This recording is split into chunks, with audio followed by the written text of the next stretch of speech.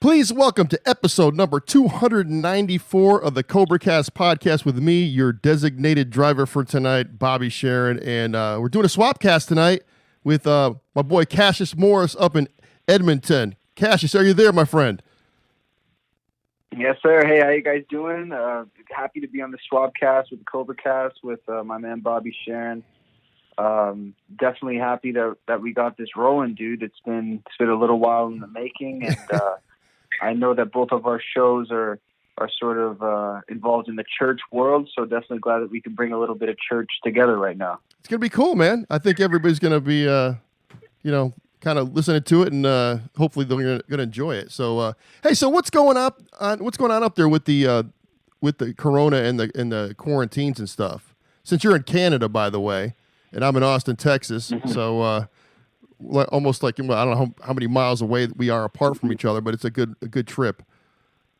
It's damn far, yeah. It's about a 4.5 hour flight. Ooh, okay. So what's going on up there? Well, at least in my area, there's currently we're on quarantine just like everybody else. It's sort of been a optional thing up until a couple of days ago. So now we're at the point where Alberta, the province that I'm in, which province would be state for anybody who doesn't know anything about Canada, but the province I'm in is just declared a state of emergency, so that it's giving police extra power. Police can actually fine people for being out at certain times, or even question them for being out at all, and on all this type of stuff. They also have power to go into the grocery stores. So it's definitely, that's something we're not used to in Canada. Like, police, they're very by the book when it comes to the law, and if not, it's usually dealt with in most cases, at least. Yeah. So it's a little weird, man. It's a little unsettling right now. I can't lie. But what's going on in Texas with it? Well, I mean, I'm on the outskirts of Austin in a town called Georgetown. It's a little bit north of Austin, but they're pretty much not closing, but like quarantining for like the next, oh God, till I think April 15th or something like that over here. The kids are out of schools. A lot of the stores are closed up. Restaurants takeout only. My day job isn't really affected because we're considered like an essential business where we build stuff for the military and for hospitals and whatever else, so we have to be open. But yeah, it's getting a little crazy because,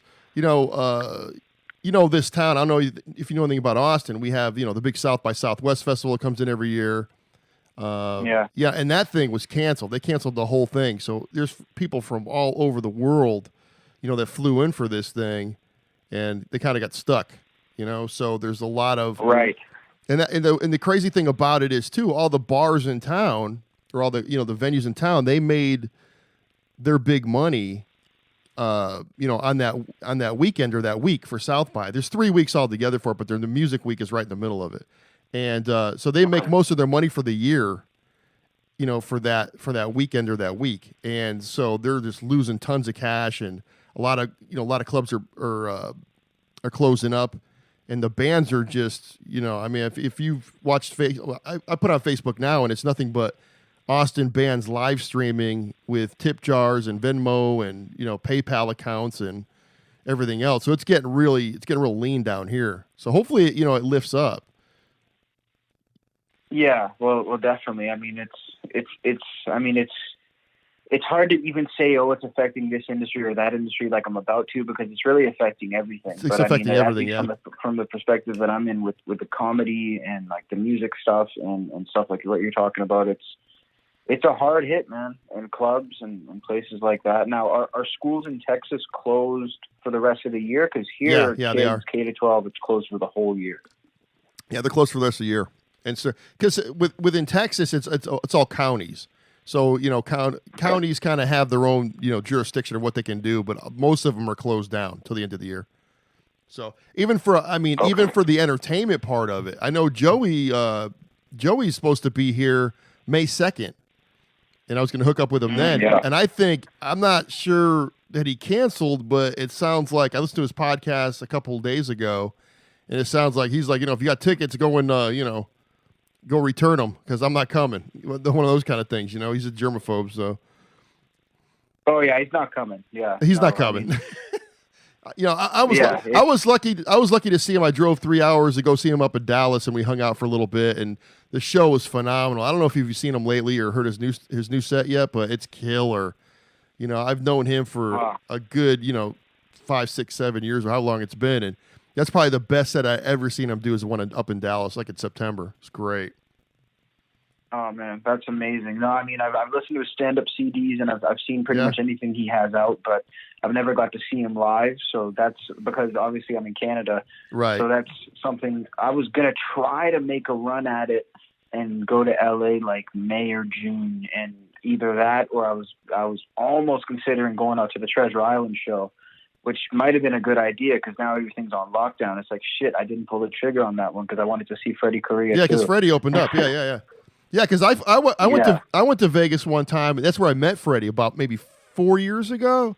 We flew in for Joey's birthday, and his birthday's February 19th, I think, and he was playing at South Point.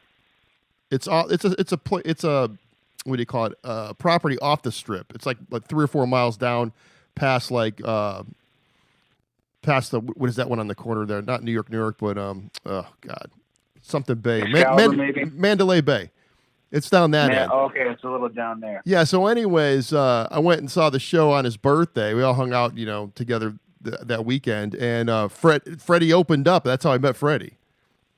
So yeah, I mean, that's dope. Yeah, Lee was down there. That's when. Did you hear the story about Lee getting thrown out of the casino? No, I didn't hear that one. he got banned for life from the South Point casino. So for what? It's an edible story. So there's a star of death story. Why you gotta give him static, dog? Come on. No, I'm not giving static. I was there when it happened. It was crazy. No, not you. The casino. No, what the deal was, this is at the time when they had those red stars of death, and they were eating them. Yeah. They were eating them constantly. I had a bunch of them too when I was there, but he was backstage. Over at South Point, and I guess he handed one to one of the guys working backstage. I'm probably getting the story wrong, but he handed one of the stars to one of the guys backstage. The guy took it, and another employee saw him do it, and so they turned him in. They turned, poor little Lee. Man, you've met him before, right, or no? Well, over Skype, yeah. Okay. So anyway, he's a tiny little guy. I mean, he's probably like 5'2". He's just the most lovable guy on the planet, and yeah. So anyways, what do you call it? The next thing I know, the show's over, and we're out, Joey comes out, and he pulls me over. He goes, "Hey, Lee just got thrown out of the hotel." I'm like, "What?" He goes, "You gave a star to somebody backstage." So then Freddie came in, and we were just like, "What the fuck?" So I called Lee, and I said, "Dude, where are you at?" He goes, I'm just going to, I can't find a hotel. I'm just going to drive back to L.A." So that night, it was a Friday. Yeah, I said, "Dude, stay with us. We're in the hotel." He goes, "I can't stay in the hotel. They're they have my picture up on the wall." He's like Joe Pesci in Goodfellas or whatever, or Casino. He's the little black book in Vegas. There's Lee Syatt. It's over there. So I'm sure he's a marked man. He's a marked man. Yeah. So I'm sure by now that he can go back. I mean, at the time. Yeah, he drove back to L.A. that night, which was crazy because we got there and we were all hanging out all day. He was gambling and stuff. He's a gambler, and and the next thing you know, he's packing his bag and they're escorting him out. So that was fucking crazy, dude. I can't believe you never heard that story. No, I never heard that story. Like I saw the pictures of the group and everything. That's crazy though, man. Honestly, the one thing I've heard the most is that Vegas has changed so much since legalization. And I'm really feel lucky that I got to go right like at the peak of that pretty much, because it really does change the Vegas experience. And it's good to not have to worry about that bullshit. Yeah, I love Vegas. I mean, I'm planning a trip out there. Me and my girlfriend are gonna head out there, when this all blows over. We're gonna go stay with Freddie. Yeah. And we're gonna do whatever. Because he came in to see me probably like 6 months ago. And I took him to a couple places. He did some spots while he was here and everything. And so what's the deal? So you're into comedy now? Yeah, I'm a brand new comedian. I've gone up a couple of times on stage, and I've been putting a lot of time into my podcast and into my music So I haven't been doing a huge amount of spots, and then this Corona shit hit. I know. But Fuck everybody up. Once this Corona shit goes away, you're gonna see me on stage a lot. I'm putting time in and focusing on jokes, but yeah, it's pretty fun, man. Like I like it a lot. I've yet to have the moment where I have like a good crowd that's into me, and they're like a large size crowd and they're all laughing. Yeah. Because like I performed a really small crowd, so I haven't had that like I'm in love with comedy moment yet. But I'm down to keep pushing to get that. Yeah, well, you just got to keep going and just keep working on your material. Freddie's been doing it for forever. I know Lee's starting out. He's from what Freddie tells me, Lee's doing real well with it. So. Oh yeah, I always hear that Lee is doing really well with it, and I mean it's something that I really like to do, and have you ever tried that? You know what? People always tell me I'm funny as hell and stuff like that, but I tell people, they're like, "Yo, you should be a stand-up comic." I said, "You don't understand. Stand-up comedy and what I do are two different things." Well, that's very true. It is. It's like I MC a lot of stuff. I MC a lot of events in town, and I'll throw some zingers there, here and there. But I'm not one of these kind of guys that can go up there and just pull together, 45 minutes or an hour worth of material. I mean, it's an art. It really is. The preparation that goes into it, people don't realize what, comedians go through. You could just listen to Joe Rogan's podcast or Joey's podcast or, Tom Segura's podcast or whoever, a comedian, they'll go through that whole process. It's, it's just like anything else. Yeah. Like, it's just like, when you're starting a podcast off, man, your first like 10 episodes or 20 episodes are terrible, Mm-hmm. You know how it is. I mean, yeah, no. And you've been podcasting way longer than I've been doing. I've been doing it for like, what, about 3.5 years, with almost 300 episodes. But, I mean, you've been doing it since you were a kid, like a small kid. So, I mean, you know how it is. The more you do it, the better off you are, so. Exactly, man. No, that's the thing. It's just like anything. It's just like anything. It's, and that's, that's the thing about it. And I think Howard Stern's a good example for what you were just saying. It's like he's, obviously one of the greatest broadcasters to ever live. He's hilarious on the radio. He's good with his quips. And he even can deliver some written material from his writers on the radio. But if you put him on stage with a microphone, he says it himself, he could not deliver stand-up comedy. So it's like that it doesn't translate to that. However, you can find a way to do both. And I guess it just depends on the person, really. I kind of struggle with it too because, and I mean, this might sound hilarious in a sense because I host the Cassius Morris show. So to say I don't crave a massive amount of attention almost sounds rhetorical. Right. When it comes to in person, like I don't feel like being the center of attention in a room sometimes. So it's hard for me to get up on stage and grab a microphone. But it's a learning curve, like you said, dude. So but it's definitely interesting to see what it's like when you start doing it versus what you think it's going to be like. Oh, totally. That's the whole thing about it. Like I told you before, I MC a lot of stuff, and I go through that thing where sometimes I'm up there, and there's sometimes when I do it and I'm on fire with it. You know what I mean? I really connect with the crowd I'm with, and I mean, you got to realize, and even. People tell me like, "Hey, they're not here to see you. You're just there to introduce a band or introduce whatever is coming out." And it's true. It's like, "Hey, who's this guy that is doing this?" So, but there's some times where you're on fire and you're like, "Oh man, maybe I could kind of do this, put an act together, and come up here and do this." But for me personally, I don't have a problem with bombing. I really don't, because even as an MC, you bomb. You know what I mean? You really do. I had to I had to MC a show. Well, it wasn't even a show. It was. You've heard of the franchise? It's called School of Rock. It's for the kids. Definitely, yeah. They have that here. Yeah, well, they have a ton of them, here. And one of the School of Rocks in my area asked me to MC their grand opening for one of their schools. So here it is. I'm they're doing my shtick, right? It's a bunch of parents and little kids, right? And I'm just like, I'm like, what do I say? I don't know what to say to get these people excited. My stuff was so G-rated that it was terrible. You know what I mean? And I was just throwing little zingers at them, and they're just looking at me, shaking their heads like, "Who is this guy?" And you know what I mean? But to me, bombing is not a big deal. I mean, so in a way, if I wanted to do stand up comedy right now, I could probably do it because I would bomb so hard I wouldn't care. You know what I mean? Because I'll tell you what, I've seen some acts that opened up for Joey or for Rogan that I've seen that have been so bad, I don't even know how they're even in the game anymore. It was so bad. I mean, you could hear a pin drop in a 2,000 seater. You know what I mean? It's like, ooh, you know. So, trust me, I know exactly what you mean, man. I mean, I worked at a comedy club for about 3 years, and that's right, I remember that, yeah. And I got a deal at that comedy club where it was part of the comedian's contract that they would do two interviews. It'd be a radio interview and an interview with me. So I got to speak with all these headliners week after week after week, cool. Touring international headliners. Man, it was one of the craziest experiences. But the point is that I got to learn so much about comedy. And see so many different comedians. And what I realized was, like, the people that are the most successful in stand-up comedy are the people who network the best and the most likable people, and the people who have, like, the potential / ability to get acting gigs that are really big. At the end of the day, you'd think the number one end-all be-all would be how funny you are.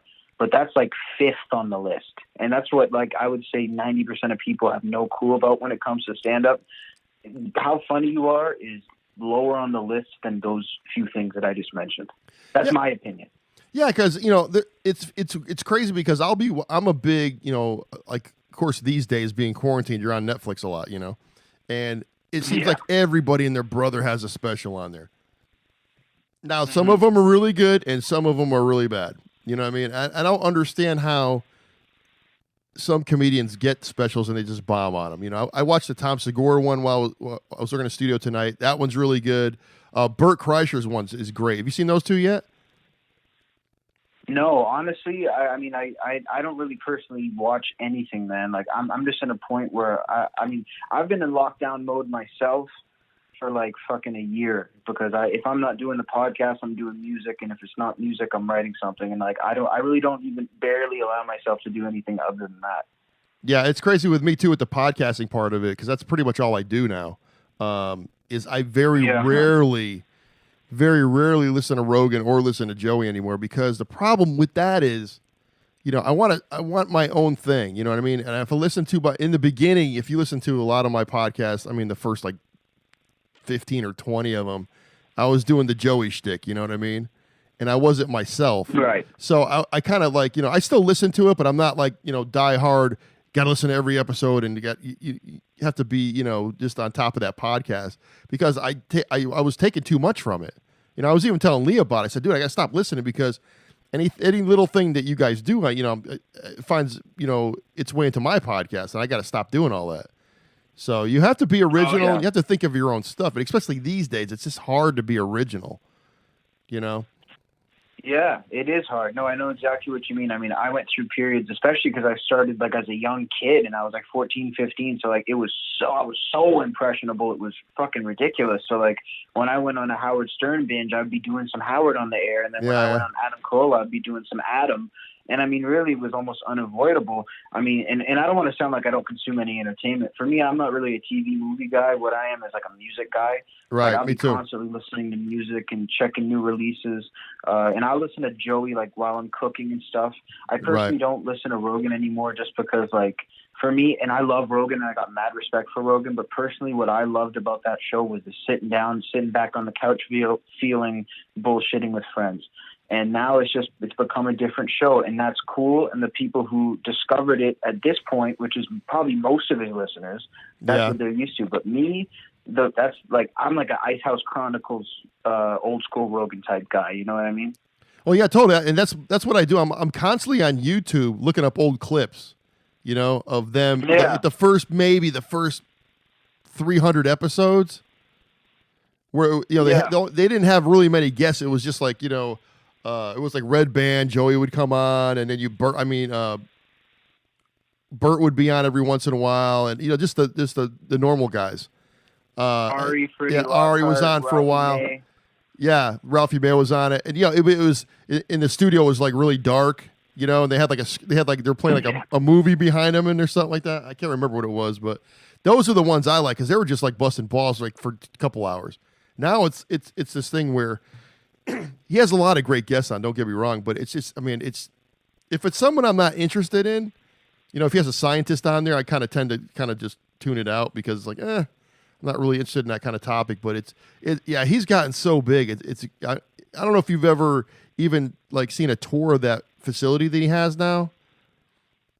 No, I've always wondered what it looks like. I didn't know there was a tour. Yeah, go on YouTube and they'll show a couple of MMA fighters going through the place. It's sort of like he has an archery set up in there. He's got the podcasting. That's the big thing. But he's got a really full, big full gym in there. They park their cars inside the building. I mean, it's crazy. It's I don't know how many square feet it is, but it's huge. And he could do so much with it. I think he's going to start having like let's say MMA fights in there, but just like sparring, a sparring area where you can spar with people and stuff. So he's like the king of podcasts now. He's like right up there with Adam Carolla, I think. Oh yeah. So. No, and personally, I would say that Joe's probably surpassed Adam at this point. I mean, and like I say, like I'm not listening every day. Like I'll check out a clip here and there. Like when Mike Tyson was on, I'll check it out. But whether I'm listening or not, like I got so much respect for Rogan because everything that he does makes it easier for us, dude. And I'm talking about, when I say us, I don't even just mean the collective public. I mean us personally. With there's so many less people. I remember 7 years ago, you'd say a podcast. I'd say 9 out of 10 people would say, "What's a podcast?" Right. I had that 4 years ago. Joe Rogan is one of the main people that fucking changed that. Yeah. So you started. So you were like what? Man, you were younger than 15 when you started, right? Yeah, I was like fucking 10 years old. Yeah. So I don't know if I can curse on your show. No, you're good. You're good. You curse all day long. So how did you? How did you get a podcast out back then? Back then, there was brand new podcast hosts.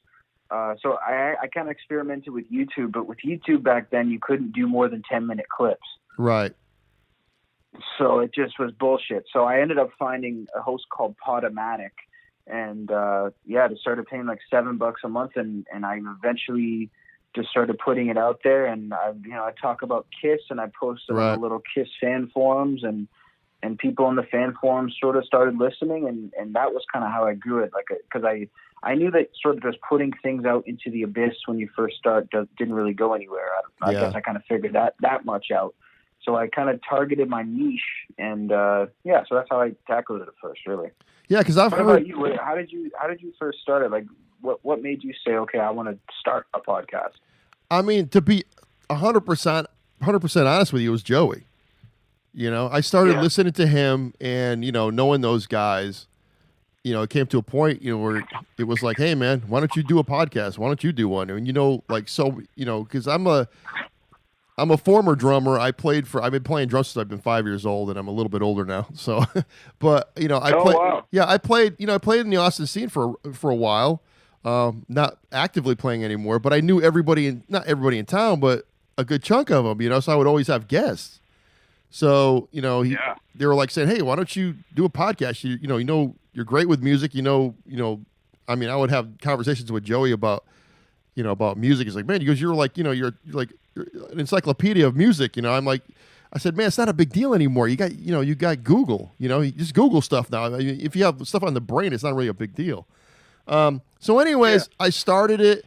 Little by little, I was on the phone with Lee like a lot with gear and stuff. It was like either Lee or it was YouTube videos. So, started, first episode was September 20th of 2016. And here we are, almost 300 episodes later. So twice a week, try to. But my thing has just turned into, just Austin bands and musicians. Of course, I'll have some comedians on it, local comedians will come on. Of course, Freddie's been up here. Freddie's been on. You're on now.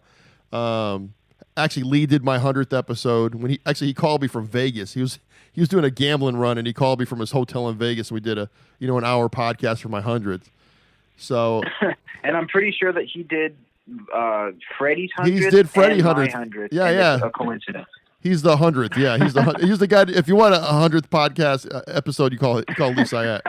He was more than happy to do it. That's part of his website in his contract. Yeah. So podcast. But anyways, so I mean, it's been going, from there. But my thing is, I do the Facebook live feed twice a week. Finally got the audio and video to where I want it, which is great. Now, like I said, with this coronavirus thing, I can't do any live cast stuff, so I'm just doing like phone stuff with I did one yesterday. I'm doing one with you today. Have a few for next week until this whole thing blows over.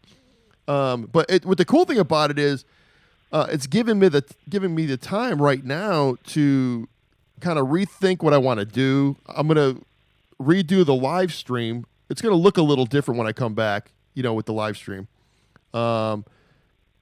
Just I'm upgrading equipment and everything else. So I'm kind of just behind the scenes working on everything, which is killer. Yeah, no, definitely. That's what you got to do, man. I mean, I've been kind of looking at. It's funny how that even the Tonight Show and like the Walking Dead after show and all of these big shows they're now broadcasting from home. And I was watching it, and the production value of their home broadcasts are really good. And I realized like I have the ability to do this level of production value with like webcam Skype interviews very easily. So I'm like, this has inspired me to step up my interviews. So now when I'm doing Skype video interviews and stuff with bands, it's going to be different angles. It's going to be, maybe cutting to a clip of both of us sometimes rather than just having one still frame. So it's like, I feel like everybody sort of is being, and they aren't given much of a choice to do anything else right now. So people are looking at whatever they do and inevitably thinking, how can I make it better? Yeah. And the thing right now is everybody in Austin, all the musician friends I know, they're all doing live streams. So if you go on, if you're in, like, you're not in Austin, but if I was to go on my phone right now, there would be just live feed after live feed after live feed after live feed of Austin musicians, playing like a live set or acoustic set in their living room or something like that with, a Venmo account or a PayPal account, because that's all it is right now. So what my thing was, I said, I'm not, I need a break. Number one, I want to revamp this thing, and I don't want to be buried, because I would just be buried, right? With all that going on right now. So. Yeah, well, it's kind of a weird time to start something, like to start a brand new show or to do too many lives, because like so many people are doing it, you can sort of be buried in it. Yeah, and especially in Austin. I mean, it's such a big music town. I mean, you're talking about, I can't remember how many musicians here. It was something like, I think 12,000 bands or 12,000 musicians live here or something like that. Some crazy amount that are actively working. Not just like garage bands and stuff. So. But that's a major hub. It's like Nashville. There's Nashville's got a big hub. We have a big hub, of course, L.A. and then there's New York. But everybody's moving to Austin. Austin's like where everybody's coming now. So it's, man, I want to check it out. Yeah, what you need to do. I know it's next year, or even for South by Southwest. We have of course the big ACL festival, which is monstrous. That's like, of course they have, if there's not something going on in Austin on a weekend, something's wrong, because there's always a festival or some kind of big gathering every weekend in Austin for music wise. There's always something going on, Just constantly. How's the music scene up there? The music scene it's not as good as it used to be, because the economy is horrible here, especially right now. I'd say Alberta probably has the worst economy in the country of Canada right now, which is like a big issue due to a lot of things that I guess people can look into that have to do with oil, because we're an oil place.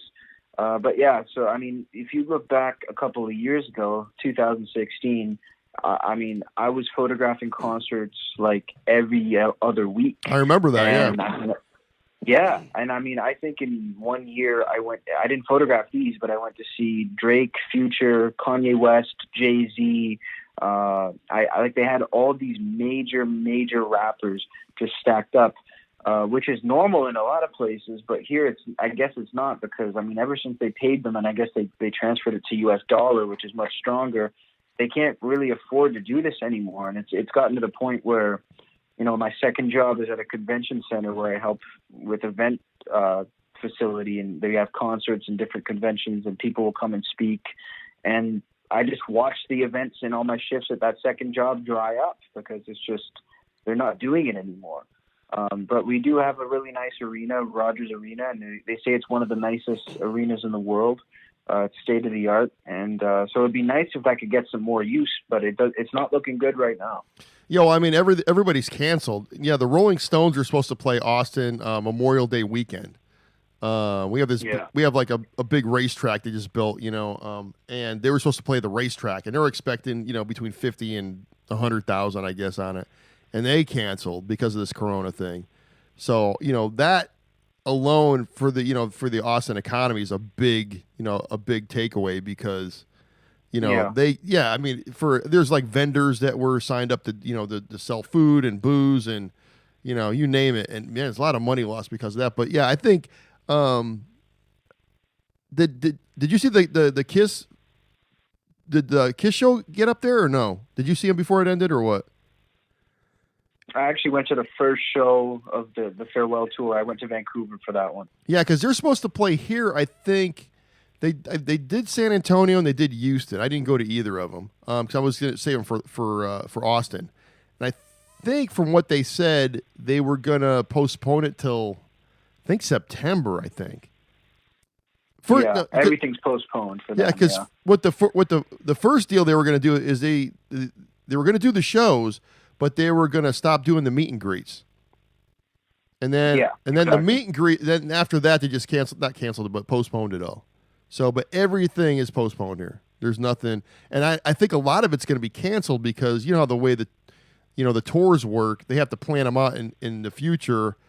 And so all the stuff they have planned for a year or two down the road, they kind of have to push that forward another 2 years down the road. It's a big mess. It's a major headache for the totally for for the promoters, big time. So I don't know what even on a personal level it's hitting because like this summer I had some potential employment opportunities. I mean, and I've been working my way up for a long time to try to get paid for this stuff, and it was all in events, and it's just disappeared. So it's like, hey, but guess what? That's not the time to cry. That's the time to make a plan, just like Uncle Joey says, right? Oh yeah, totally, man. Like I say, you got to take that to heart because if you have some free time.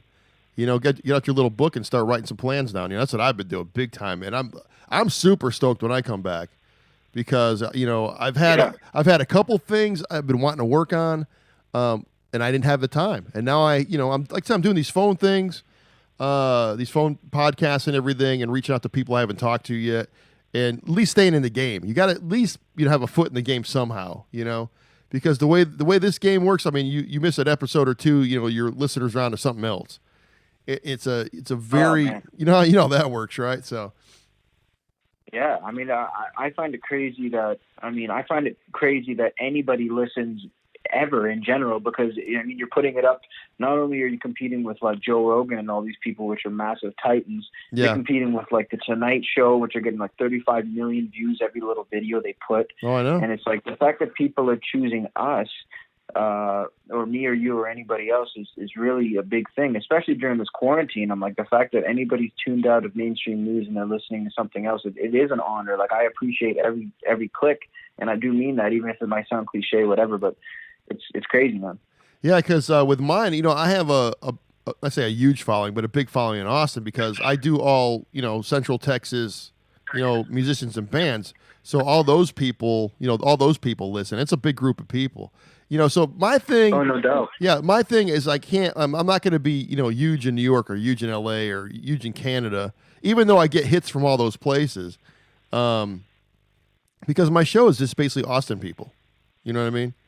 So until I start getting the Willie Nelsons up here and the Lucas Nelsons and the bigger Austin names up here, that'll kind of raise me up. But that you kind of have to build up to that, even though I'm 3.5 years in the game, you still have to keep building to get those bigger guests that come sit up at your house for 2 hours or whatever it may be, Oh yeah, no, definitely. It's funny with my thing because like I'm at the point where this past year and a half type of thing, I've been really focusing on the local stuff and there's been a lot more dope people coming up in our local scene that are actually getting out there. So, because at first there really wasn't that many people even doing like, you know, that many shows and really promoting them, be it comedy or music. But now it's starting to pop up. So I'm sort of starting to build my name in my own city. And it's working well. Like it's definitely growing a lot. But it's funny. The biggest place for me is California. Right. I have more people in California that stream my content than anywhere. That's what I was going to ask you about. Yeah, because I remember you were on Joey's show a while back. Well, it's been a couple of years now. And I think Joey asked you about that, if you were going to like move to LA or you were going to come to visit LA or something like that. I can't remember what the conversation was.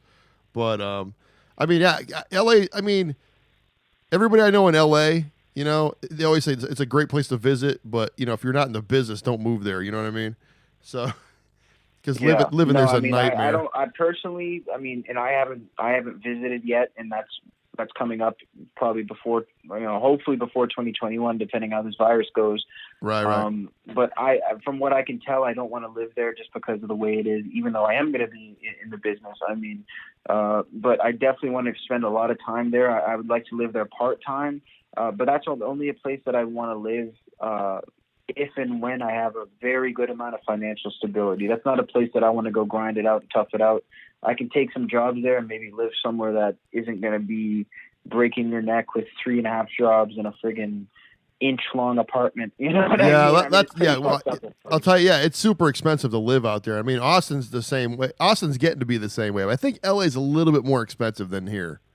You know, it's not as expensive as New York, but New York is outrageous to live in, you know, in the city at least. But I'll tell you what, if I was to do it, man, you know what you might want to try doing is just getting a place in Vegas and just, you know, drive over from Vegas. I think how long is a trip from Vegas to LA? It's not that long, because I know Freddie does it all the time. It's just over 3 hours, and I was just about to say that's honestly where I want to live. I want to live in a quiet place that's like considered Vegas, but like it's obviously, you know, a little farther out. And I mean, like I dream very big. I think really big. So one day down the line, my dream is to have a house. You know how they have the Hollywood Hills, that now that the sort of hills in the Vegas area up in those canyons are starting to pop off with some really nice properties. And I'm like, you know what? It's the Hollywood Hills for me is played out.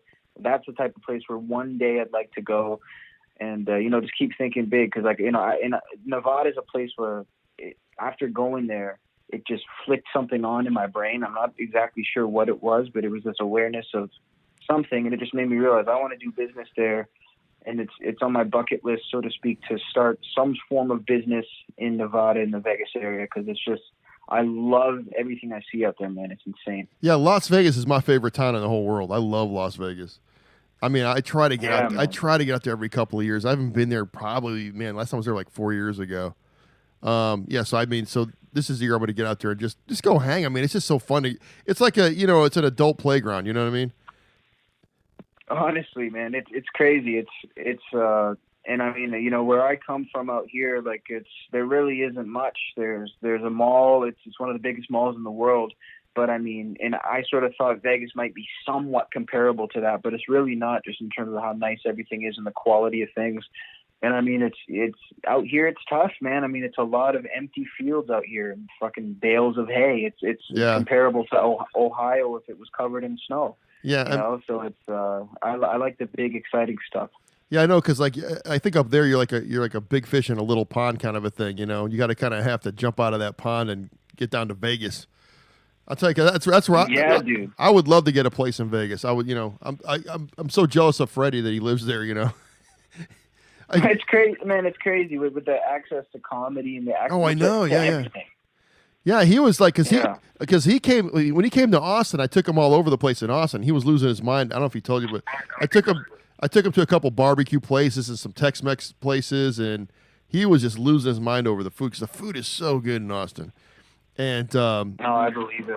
And then, I mean, everything. You know, when they say everything is bigger in Texas, it's true. You know, I brought him to a couple, like, you know, just supermarkets here. You know, we have this thing called HEB, and it's like I took him to one of them, and it's like they sell everything in this thing, and you know, and it's like going to a major mall, but it's a grocery store. It's crazy. He was just losing his mind the whole time he was here. But I lose but I lose my mind when I go to Vegas. So I say, hey man, like you live in Vegas.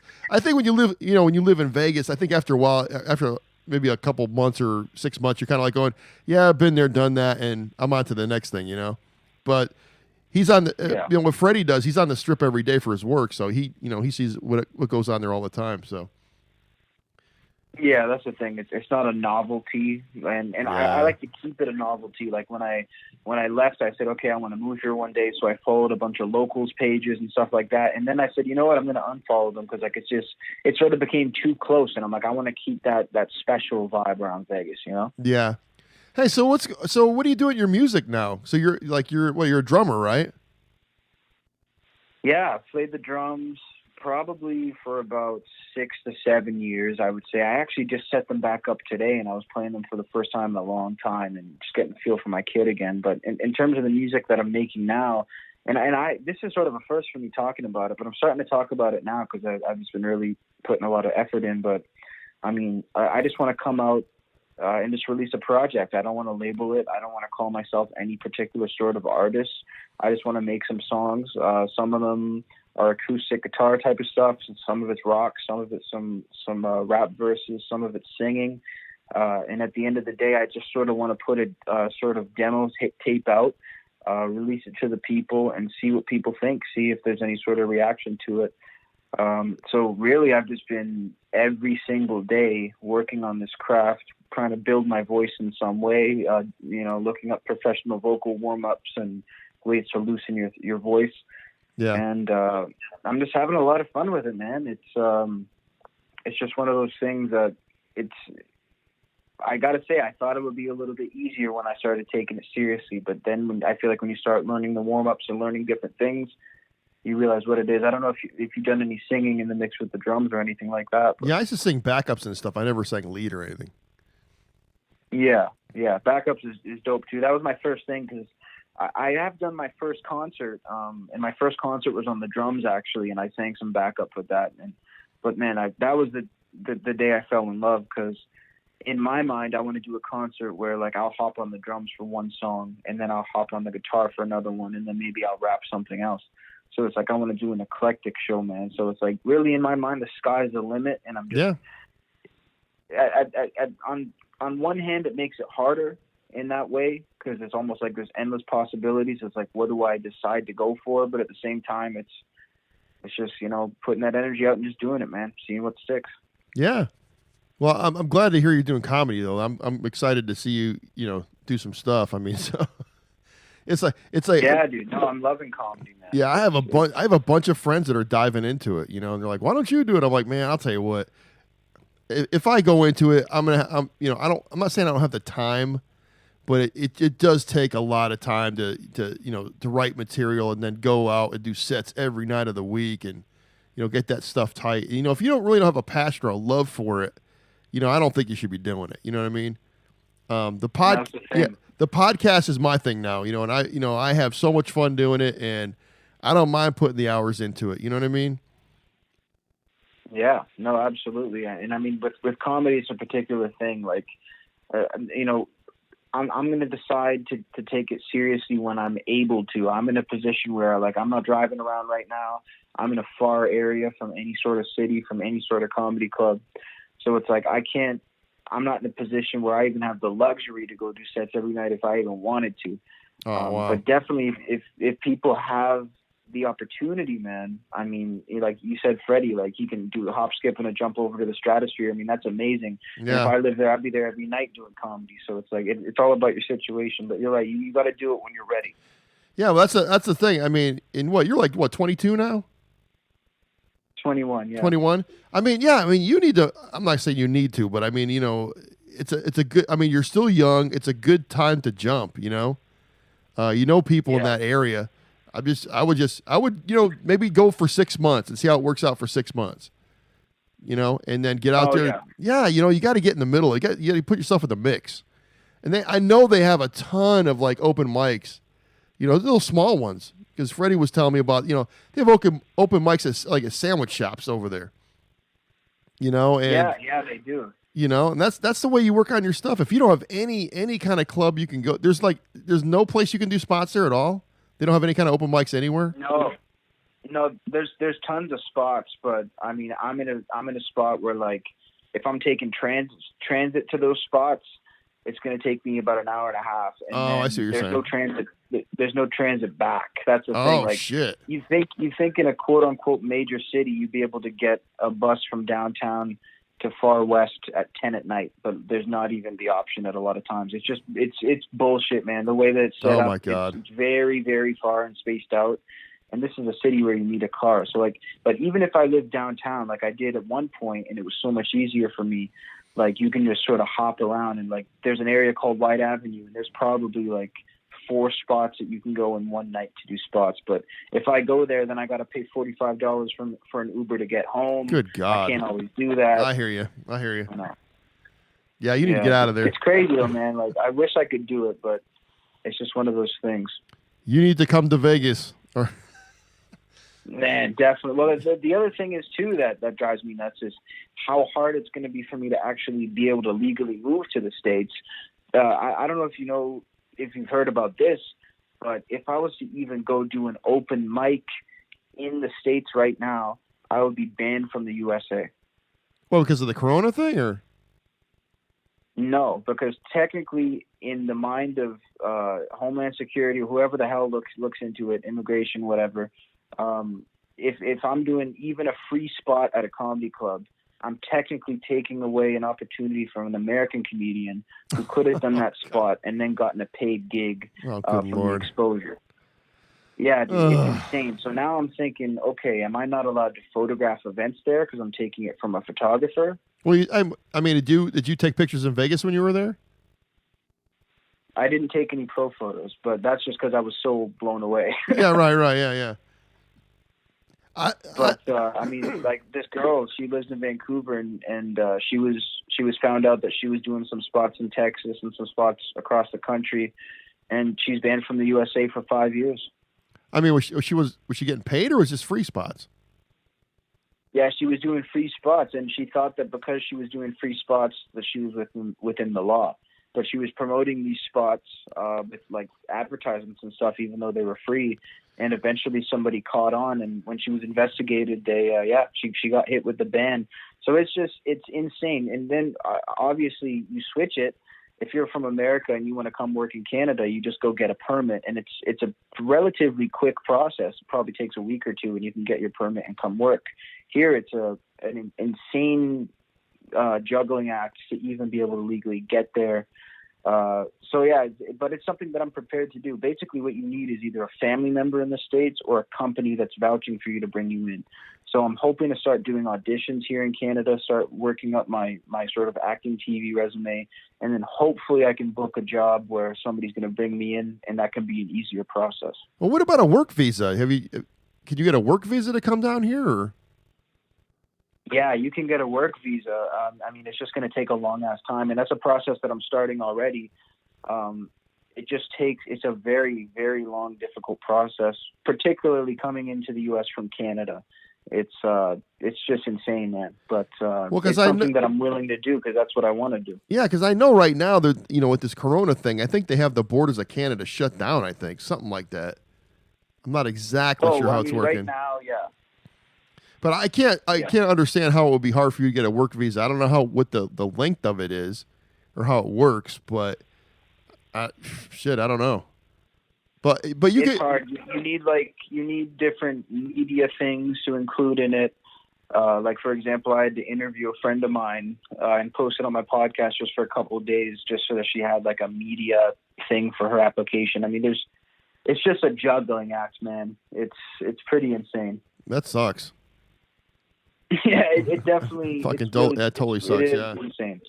Well, hopefully, I mean, hopefully the work visa comes. I mean, so when did you apply for the work visa? I'm actually just starting to look into it. Okay. I was looking at sort of green card work visa type stuff, and I'm just trying to figure out. But obviously, it's been sort of put into a halt right now, so I'm kind of just putting it on hold. But really, what I've been doing for the last couple months before this Corona stuff was I was getting a second job that was a lot better, and I was just planning on putting my nose to the grindstone and relocating somewhere while trying to get into the States. So yeah, it just kind of sucks right now. That's obviously put on hold, but hey, that's all of us, dude. Yeah, but I mean, you're young, so I mean, you got time. You know what I mean? You got time, and you could be up there sharpening your skills and getting better by the day, which is awesome, man. You know, us old folks down here getting older by the day. Cassius, we're getting old. Getting older, man, but it's true. Yeah, that's the one regret I have is that I didn't start this, you know, back when you started. You know what I mean? I wish I started 10 years ago or, you know, 8 years or whatever it is. Right. So. Yeah. No, I mean, it's good to get those years in. And that's why I got stand-up off my bucket list, because I said, even if I can't, like, you know, circumstantially do spots every night, I was like, I want it off my bucket list and I wanted to jump into it. So that was really the idea. So worth it. Definitely, man. Yeah, totally. Hey, so let me ask you a question. So, hey, how did you, I mean, you're a major Kiss fan, right? Yeah. I mean, I pretty much know anything you could know about Kiss. That when I was a kid, that was my band. You know, I had I grew up like in the, you know, let's say the 80s, you know. My first show for Kiss was my first concert was in 78, you know, the Love Gun tour with Cheap Trick opening. That was my first show ever. That's crazy. Wow. And I've seen them every tour except for like this recent one. Seen every single one. So, man, that's insane, dude. That's crazy. Yeah. I mean, I really, Kiss is just a group that they were an integral part of me growing up. They were always, I mean, they were really one of my first influences to like 70s pop culture and really to like Americana of any kind. Like they were just so big and in your face, and they came from New York, and they were really just like, they were my first introduction to that world. And huge pillars of my childhood, dude. Like there's something that I'll always remember. I mean, I don't really feel the urge for them to drop a new album anymore. I don't really even feel the urge to see them anymore at this point. I've said my goodbyes in that respect, but I still love those guys. Yeah, but so what Kiss years are you into? Because I know a lot of guys that are. One of my buddies, Christian, he's like probably in his 30s. And he is like into the 80s stuff. He loves all the 80s, you know, the non-makeup stuff. He hates the makeup stuff from the 70s. He can't stand it. So he's all about Lick It Up and Asylum and, you know, and all that stuff. You know, he loves all. Are you 80s too? Because I know you mentioned 80s Kiss. No, I'm more. To tell you what, I have pieces. I love all the 70s stuff up to like Dynasty, and then of course Creatures.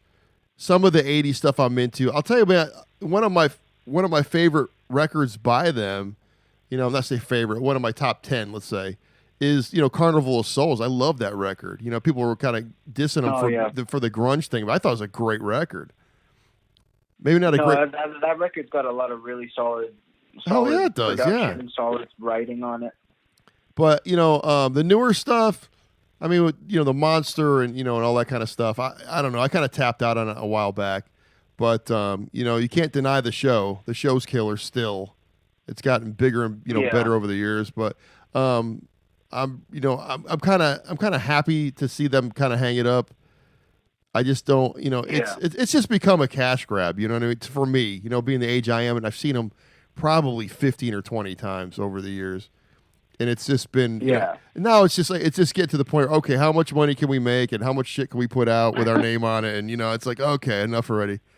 You know, and I've read all the... I'm good on it. Yeah, it's like, okay, I'm done. I'm done with the Kiss coffins and the Kiss toilet paper and whatever else they got going on. I mean, I'm done, you know?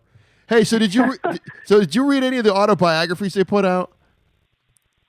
Yeah, I read most of them. I read Kiss and Makeup, the Kiss autobiography, the Kiss Unlocked or something like that. Did you do the individual ones? I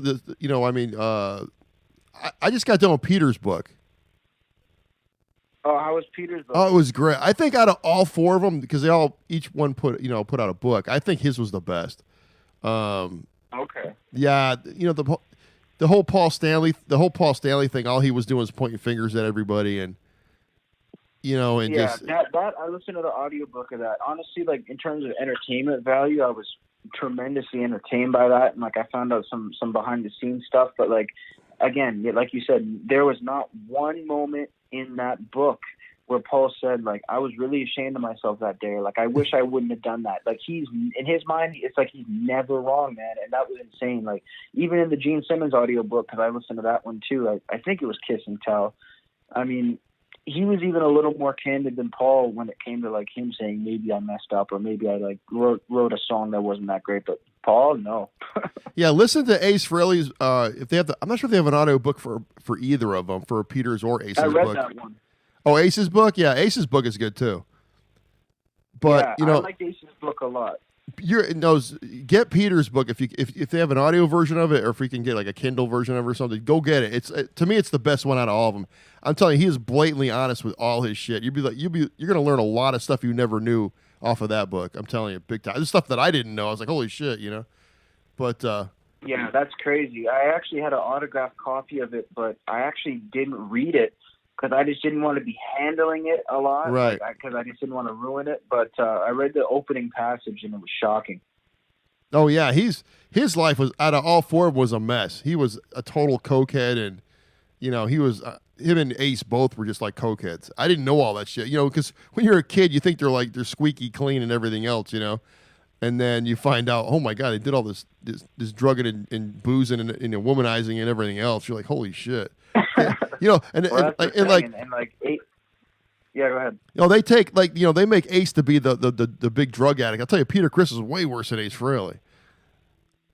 Oh yeah, Peter was definitely worse. I mean, and Ace caught a lot of flack on his book for the childhood, teen years. People were like, they spent too much time on that, but I actually found that part really interesting because I just had no clue who Ace was at all. He was just this mysterious guy to me. So I thought it was kind of cool learning, like, oh, he was a troublemaker in school and stuff like that. Yeah, I was like I said, with the Peter Criss book, you got to check that one out. It's really good. So it's something that that's awesome. Yeah. Cassius Morris, I can't believe I'm talking to you, man. This is crazy. Yeah, dude, this is amazing, man. I mean, we're talking like old friends over here. Yeah, we've been, you've been on the radar. You've been on the radar for a while, and I remember seeing you first. The first time I saw you was, of course, I knew the Kiss podcast and stuff from a long time ago. But I remember seeing you on Joey's show, and I remember talking to Freddie. I guess Freddie like hooked up with you, like not say like right after that, but pretty close. He's talking, and he goes, "Yeah, man." He goes, "Call him up. He's a great guy, and we had a great podcast and." So I'm glad we hooked up and everything, We'll have to do... same here. Yeah, but what I was saying is, I mean, if you can get down to Austin, man, during South by Southwest or by, ACL or whatever festival, man, come down, stay with me while I'll take you around and stuff and show you the city. Because it's a great place. You'll fall in love with this place like you fell in love with Las Vegas. So... Oh man, man. I'll definitely take you up on that. And I appreciate you saying that. Definitely. Yeah, and because Freddie, I think Freddie's going to be planning another trip here pretty soon too. He was actually supposed to come. I have a big rock show I put on every year. It's the CobraCast Birthday Bash Slamboree, and I have like a lot of the bigger local bands. I don't know if you ever heard of a band called Dangerous Toys. They're from Austin. They headlined it this year. You probably know a couple of their songs if you heard them. 80s, MTV band kind of a thing. But anyways, it's a big major event I put on every year, and Freddie was supposed to fly down for it, but he couldn't make it this year, so maybe next year. Okay, yeah. Well, next year is going to be a year for me of traveling for sure, and I mean, like, there's a lot of different places that I'm looking at, but I mean, definitely Austin would be really sick. So I'll definitely be looking into that. Yeah, well, come check it out, man. It's like I said, it's a great comedy town too. We have a lot of cool, what do you call it? A lot of cool comedy clubs here. I mean, of course, if you go down to Houston, they have the Improv. I think Texas is a great comedy state between Dallas, Houston, and Austin. Oh, always on every podcast. I mean, they got, Houston, Dallas, Austin. I mean, they got all these shows, and I mean, they got all these clubs. And I flew over there. I mean, I landed in the Houston airport, and like, I got a very limited view of that part of it while landing. But we flew low for a while, and I was like, this is a beautiful friggin' area, man. I mean, this is an area that I'd like to go around the state, check out a couple counties, and see what's up. Yeah, it's crazy because like with LA, you see celebrities all the time in LA, and now you're starting to see people in Austin, It was funny because my Joey Kramer, the drummer from Aerosmith, lived like one exit down on the highway from me. He lived in the same town that I lived in. He just recently moved about a year ago. Yeah, so you'd see him at the grocery store, and I was always tripping out when I saw him. And I know Matthew. I know Matthew McConaughey's from here, and there's just a lot of. I mean, Renee Zellweger's from here. She lives here. Sandra Bullock lives here. I mean, there's a ton of. It's really crazy. I was talking to my buddy. And he was telling me, I was over this girl's house on the lake near where my dad lives. And Frank Beard, the drummer from ZZ Top, lives 2 doors down from my dad on the lake. I didn't even know that. Oh, there's just people, but they move, they come here. It's such a beautiful place to live, and more people are just coming here. But it's like the hot spot now. I can't explain why, but it just is. I honestly think it's something that happens naturally. I mean, there's a lot of people leaving LA. I think I read the statistics, like it's at an all-time high, the amount of people leaving California in general. Yeah. And I mean, they're going to other places. They're going to other states, and they're figuring out some hot spots. And it's no disrespect to California. I love all my people out there. Right. But it's just, there's a couple things going on right now that some people aren't too happy about. So, but definitely that's what I worry about, though. I worry about like Vegas and the Nevada market skyrocketing to crazy prices because all of a sudden they got this population and they got new attractions. Well, the thing about it is, I mean, for Vegas, you got to realize they have a new crowd every day there. So it's not really so much about the locals. I mean, the locals pay their taxes, but it's the outskirts of Las Vegas you want to live in. I have a friend that moved. She moved there 2-3 years ago, and she loves it out there. And I don't think she's not, she's not paying Austin prices. I know it's a lot cheaper to live in Las Vegas than it is to live in Austin. So, but she loves it. It's cheaper even to live where I'm living. What's that? It's cheaper than even living where I'm at in Canada. Really? Oh yeah, dude. I mean, the prices here are insane. It's like, it's hard to find a 1-bedroom for less than $1,200. Oh wow, yeah, that's how it is in Austin too. I bought my house like 20 years ago. And it's doubled. I mean, the value of it's doubled in 20 years. Actually, more than doubled. So, but I'm not going to sell because where am I going to go? You know what I mean? My job. No, I mean, it sounds like you got a good spot. I mean, the studio looks great. Thanks, man. Yeah, it took me a while to put it together, but it's my office, it's my studio. I stole if you look at the view of it, when you look at the camera angle, it's a total rip off of Joe Rogan, but that's the best place to put the camera. So. No, hey, I think it looks dope, and you get a bunch of people in there I've seen before. So. Yeah, so I could, I got set up for 4 people. Hey, I remember talking to you a while, man. It's been about a year now. Did you ever put a studio into your place? I think you were talking about putting one in your garage or something, or.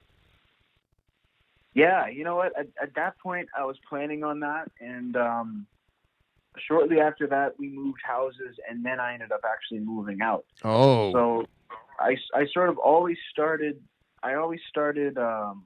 planning the studio, and then I ended up changing locations. But I ended up with like a studio in my apartment, and basically we just used the couch. We had a GoPro setup, and we had the mixer, and like it just became a really, really nice interview setup. Yeah, there you go. But I'm not living in that apartment anymore. But yeah, so basically what I'm doing now is just on location. I'll come to you if you want to sit down with mics. We'll do that. If you want me to, have a little mic in my hand. Whatever works. Yeah. So, and then of course Skype and phone. So, if I can ask you with your guests, I mean, how do you? I mean, you've talked to some great guests. I mean, how do you go about getting guests for it? Do you talk to management companies, or I don't know who you would talk to get those guests, but you got some. I mean, I remember I saw you talking to Zach Wild. I love Zach. So. Oh yeah, I love Zach too. He's probably one of my favorite artists. I just go through whatever avenues available. I'll look up press contacts. I'll contact any designated press contact there is. If there is none, I'll contact the best that I can find. I'll contact their booking agent. Maybe they'll pass it along. Maybe their record label will pass it along. I just contact the best I can find. Some people you're able to tweet at them or go directly through them, although that's more rare today, unless you're dealing with more independent artists. When you're a kid, it's different, but when you're just some guy requesting an interview, you don't stand out on Twitter, and nobody has motivation to help you with that, really. Yeah. which makes sense. So yeah, that's just how I do it, man. And just it's all about that throwing it to the wall and seeing what sticks. I send out so many interview requests that I never hear back from, but every once in a while you'll hear back, and it's a good feeling. Yeah, I was really bummed because Dean Delray was here about a week or two ago, and I really wanted to get him up here, and I probably could have if I really tried hard enough. And the problem was, I found out he was playing like that day. Oh yeah. And I was like, "Fuck!" I was so bummed out about it. I was, gonna probably try to talk to to Joey or Lee about, hey man, you do his number so I can call him or something. But it was. Yeah. I'm like, and actually, he did a podcast with a drummer from Stevie Ray Vaughan's band, the old drummer Chris Layton, I guess. Oh yeah. So I was like, oh, he probably didn't have time anyways. So I'm really gonna. I really want to get him up here. He'd be the perfect guest for me up here. So because we're both like music heads, Oh, for sure. No, that would be sick. Do you reach out to many comics to come down from the area, or is it mostly the music guys? Well, the problem is with the comics is Cap City is like the big comedy club in Austin. Well, one of them. And the problem is the headliners there, they have a deal where they have to go do morning radio, which is like, 6 o'clock in the morning till like 10 or something. But the problem is in that contract is they can't do, if they do like, the main radio station, they can't do any other kind of press, which is podcasts, other radio stations, TV. They can't do anything. So for those headliners, I could probably get, a headliner that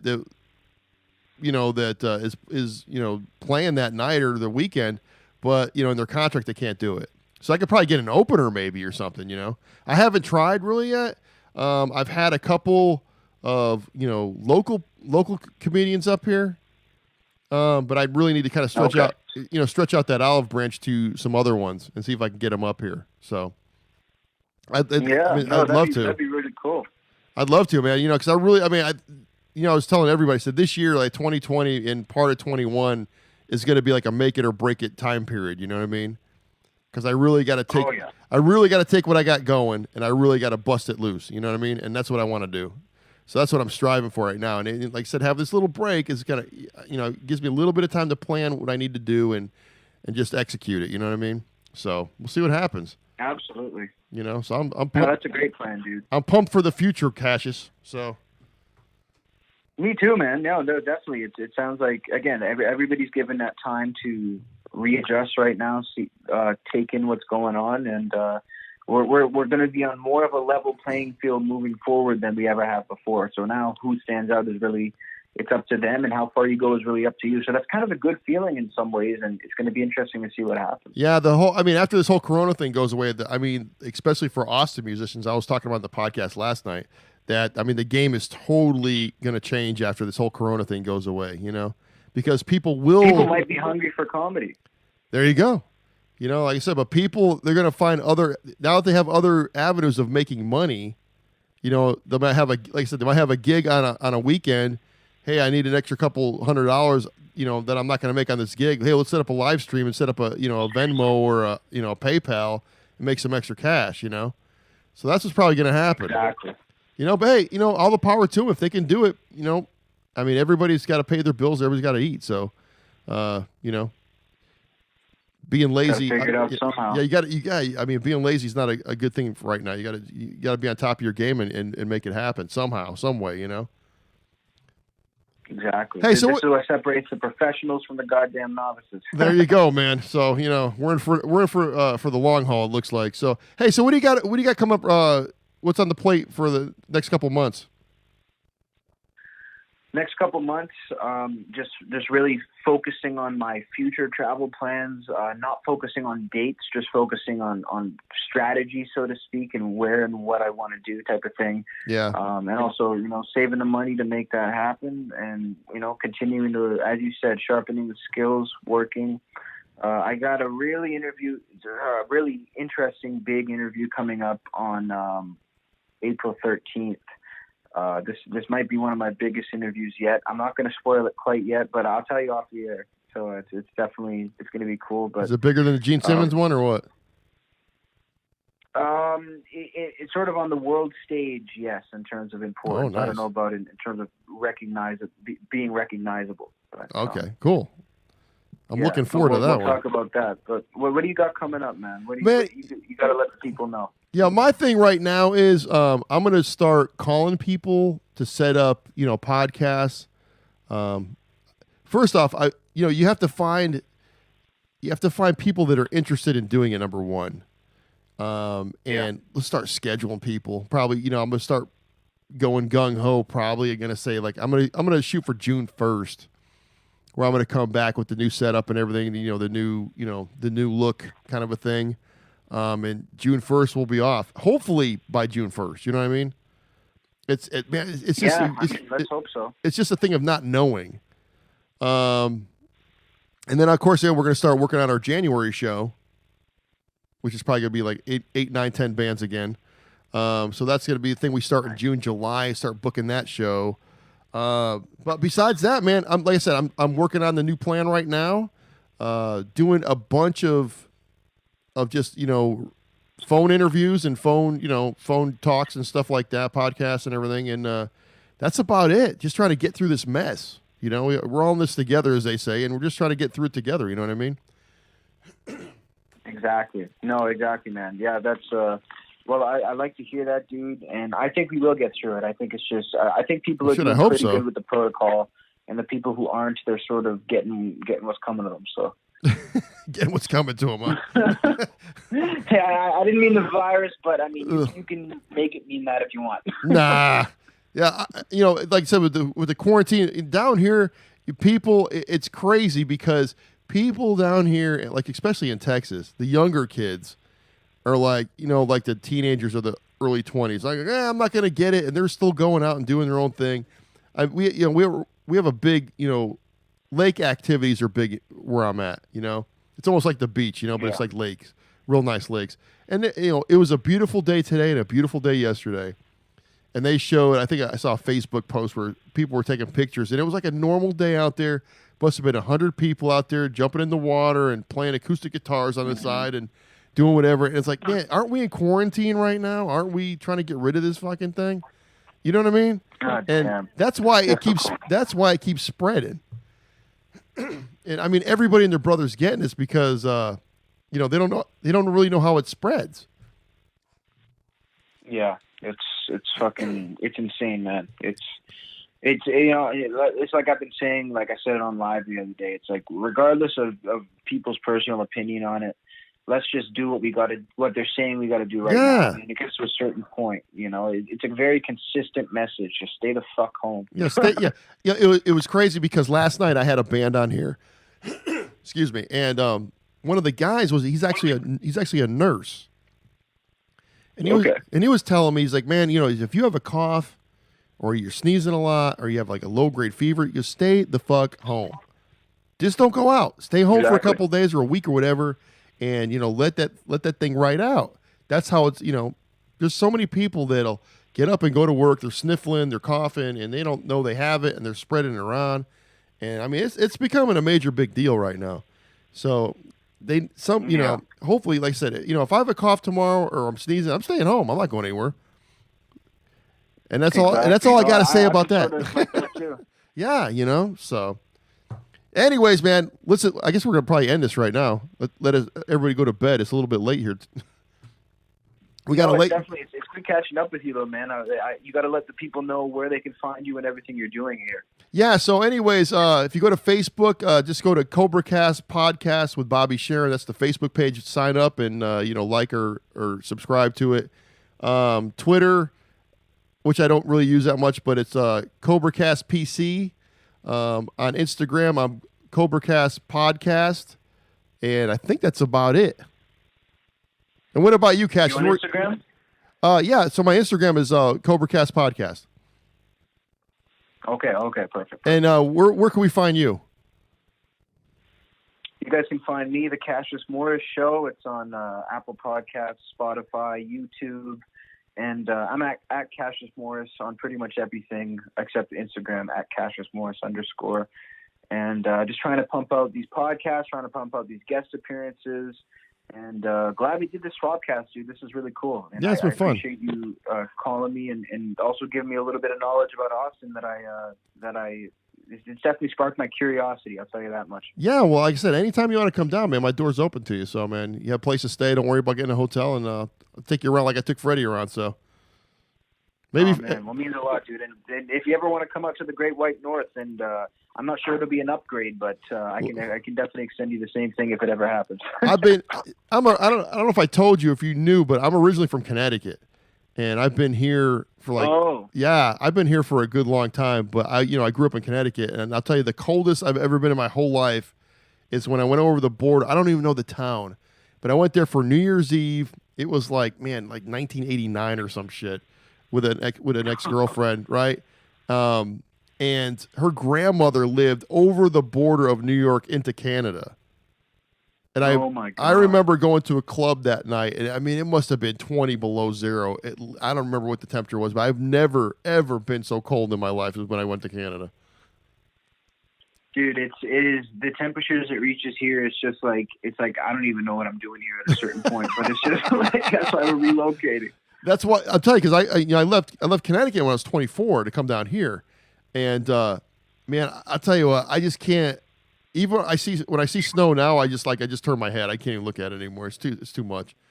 I can't. I'm like when it comes to being cold, you can ask anybody. I'm a little bitch when it becomes, if it's like 40 degrees, I'm whining like a little bitch. I could be melting. I could be melting. It'd be 200 degrees outside. I could be melting, and I won't even complain.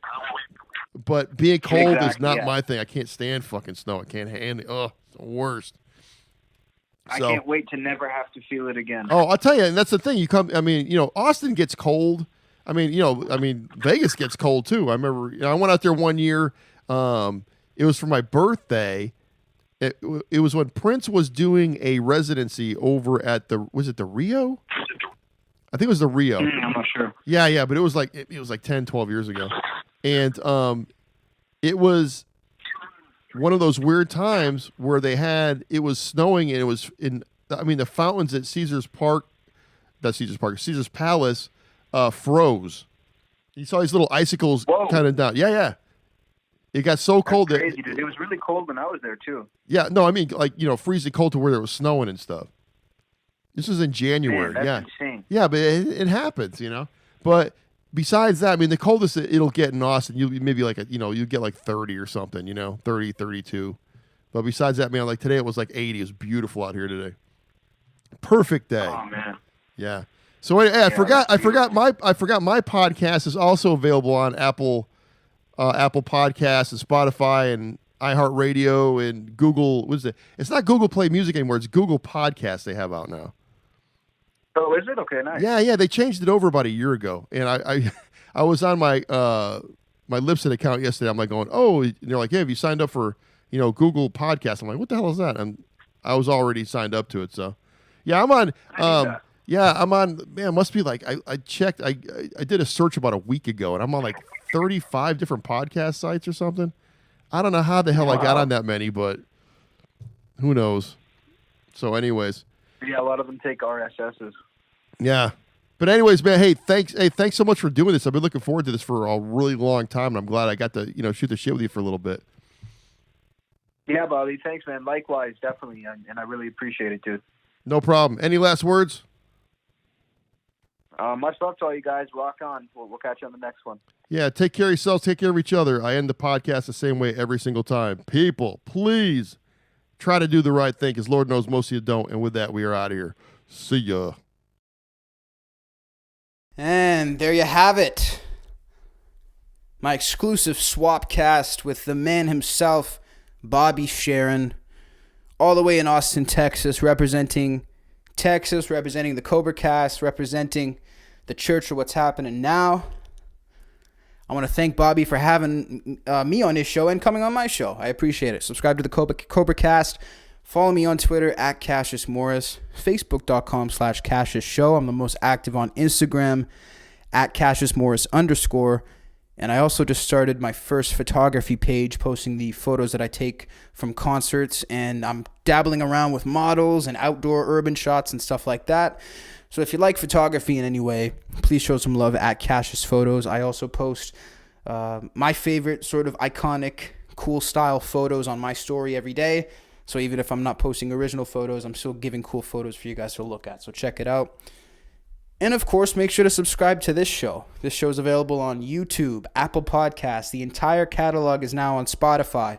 So if you use Spotify and you're listening elsewhere, make sure to go follow there. Again, the entire catalog, all 160 episodes of the Cassius Morris Show, plus about 100 episodes of my old podcast under the same feed, all on Spotify. This is hours and hours of free entertainment. Go eat that shit up. Enjoy it. I hope you guys like it. And of course, thank you so much for listening. Until next time, this is Cassius Morris saying, rock on.